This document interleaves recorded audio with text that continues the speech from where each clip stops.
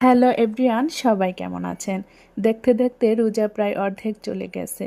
তো গত পরশুদিন হঠাৎ করেই রাত 10:30টার দিকে আমার বাবা ফোন দিয়ে বলতেছেন আমাদের বাড়িতে আসবেন, সাথে আরও দুজন লোক রয়েছে। তো আমার বাবা একজন ধানপাট ব্যবসায়ী, তিনি বাংলাদেশের বিভিন্ন জেলাগুলোতে ধানের মিলে ধানের গাড়ি দিয়ে থাকেন। তো ওই দিনেও ভরাডুবার একটা মিলে ধানের গাড়ি নিয়ে আসবেন। তো আমাদের বাড়ির উপর যে রাস্তা রয়েছে সেখান দিয়েই যাবেন। তো আমার সাথে এবং আমার বাচ্চাদের সাথে দেখা করার জন্যই এত রাত্রে এসেছেন।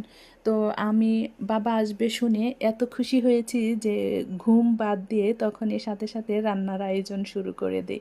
তো সব কিছু কেটে বেছে নিয়ে শুরু করতে প্রায় 1টা বেজে যায়। তো বাবা 3টার দিকে আসে, এসে দেখে যে আমার রান্না বান্না সব কিছু কমপ্লিট। তো আমি সুন্দর করে আমার বাবাকে খাবারটা পরিবেশন করি।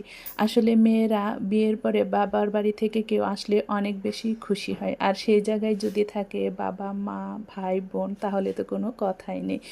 বাবা এসে ফ্রেশ হয়ে খাওয়ার টেবিলে চলে আসে, আমি বাবাকে নিজের হাতে সব কিছু বেড়ে বেড়ে দিচ্ছি, বাবা খাচ্ছে।